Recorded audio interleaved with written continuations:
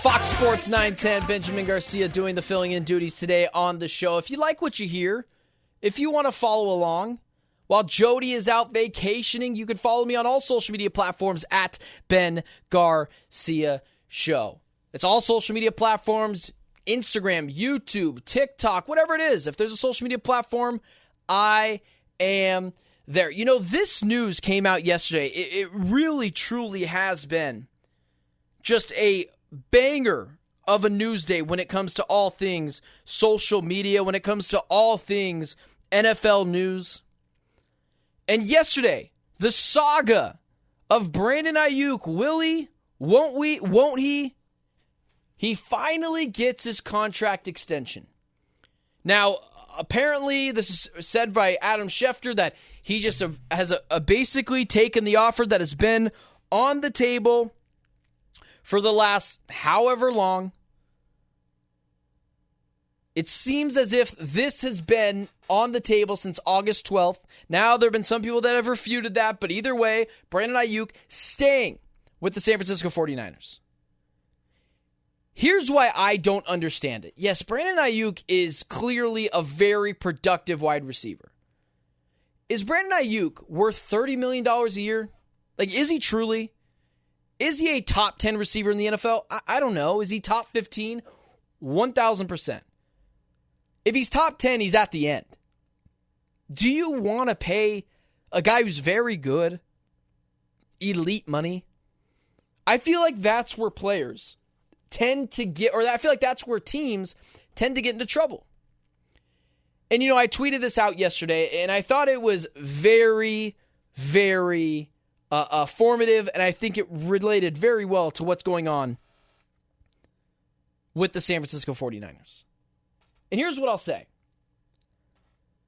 It feels like to me that the San Francisco 49ers signed the wrong guy. If I was them, I would have 1,000% went in and paid for Trent Williams. I basically had mentioned yesterday the 49ers paid the wrong player. Hashtag Trent Williams.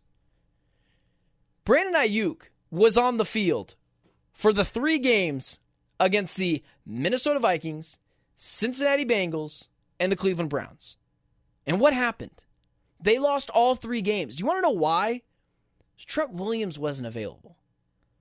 The fact that this team prioritized an extension with Brandon Aiyuk over their all-pro, over their top 1, no one's better, left tackle in the NFL, I don't get it.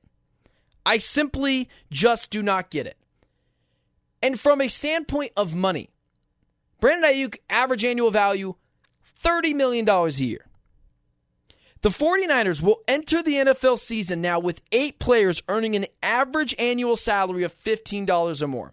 Nick Bosa makes $34 million a year. If you remember that drama last year, he got his extension just right before the season started. There was a lot of drama with that as well. John Lynch eventually caved and gave him his money, but not without dealing with all the drama. Deebo Samuel makes about $24 million a year. Brandon Aiyuk, $30 million. Trent Williams, $23 million. Javon Hargrave, $21 million. Fred Warner, $19 million. Christian McCaffrey, $19 million. George Kittle, $15 million. And people ask, well, how do they do that? Well, they're not paying Brock Purdy anything. When you can spread the wealth around, you have to remember, Brock Purdy literally was making last year under $1 million. He was living with a roommate. And that's with all those contracts with Brock Purdy's looming in the next year. You know, I mentioned last year was, I believe, the window got slammed, nearly shut on the San Francisco 49ers to win a championship. I just think that there was way too much drama this offseason. It has been incredibly loud, and when you add the Trent Williams nonsense to it, I just don't believe that this team can rise above a Super Bowl hangover, rise above all the drama, and then be still a team that but a team that represents the NFC in the Super Bowl. So I get it. You wanted to make the deal. Brandon Aiyuk, clearly a very good wide receiver. Feels like he's a tad overpaid, although wide receiver contracts are getting insane. I mean, just ask yourself this. Would you rather have CeeDee Lamb for $34 million a year or Brandon Aiyuk for $30? I think the answer is very clear. CeeDee Lamb all day, every day that ends in Y. And that brings me to my other point. There is no general manager that is propped up more than their head coach and that gets away with more criticism than John Lynch.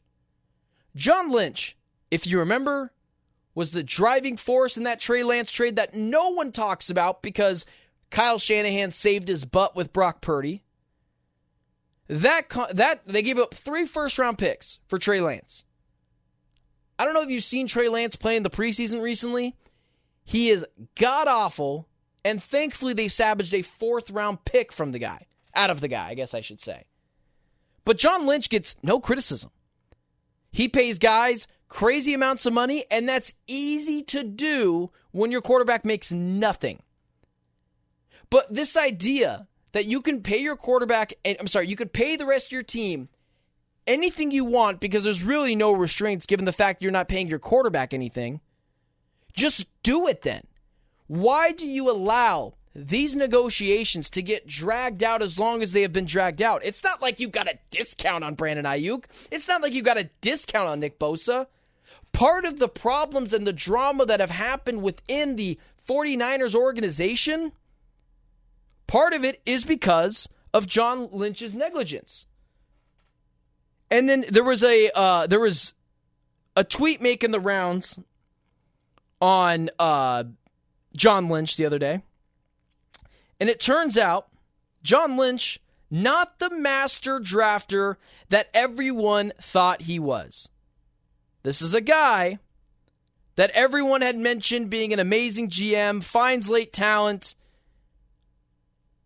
John Lynch hasn't necessarily had the amazing success as a general manager like you would think he would have. There was a tweet spiraling just a couple of days ago. I'm trying to look for it right now, but basically more so about his lack of draft. I believe it was in the 2021 draft. It was the same year as Brock Purdy. No one is left on that roster outside of Brock Purdy. There's not a single player left on that roster. They're all gone. John Lynch escapes more criticism than anyone else in football in terms of general managers outside of Howie Roseman. He's not a particularly great drafter. Everyone agrees he probably reached on Ricky Pearsall, who's already injured, already having some issues staying healthy.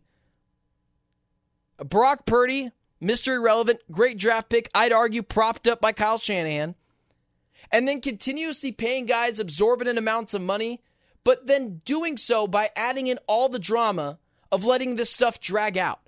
And now, getting done a Brandon Aiyuk deal before Trent Williams, who is clearly more important to that team than Brandon Aiyuk is just insanity. John Lynch is not getting fired anytime soon.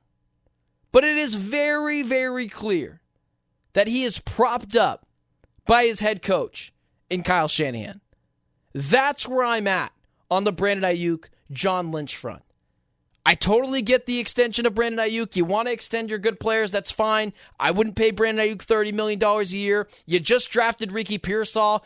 Develop that guy and figure it out. You still got Deebo Samuel, Kyle Juszczyk, Christian McCaffrey. I would have 1,000% shifted all my momentum to the Trent Williams deal. This is a guy that they went 0-3 with last year. That offensive line is awful outside of Trent Williams. And now you want to play with fire and not have a deal done with the top left tackle in the National Football League and potentially one of the best tackles of all time. You're going to deal with a wide receiver over him when he still had Juwan Jennings, Ricky Pearsall, Deebo Samuel? I would have turned all my attention to the Trent Williams front. I would have said, sorry, Brandon Aiyuk, you're not as important as this guy. And if that meant shipping off Brandon Aiyuk so I could afford to pay Trent Williams what he wants, I would have done so. No one escapes more criticism than John Lynch. And it's so clearly in our faces, the clear mistakes he continues to make as a general manager, whether it's with the draft, whether it's with contracts, whether it's with player personnel. But he is continuously propped up by the geniusness that is Kyle Shanahan. A real Steve Keim draft, if you will, from good old John Lynch not too long ago. One player left. Brock Purdy. I believe that was the 2021 draft.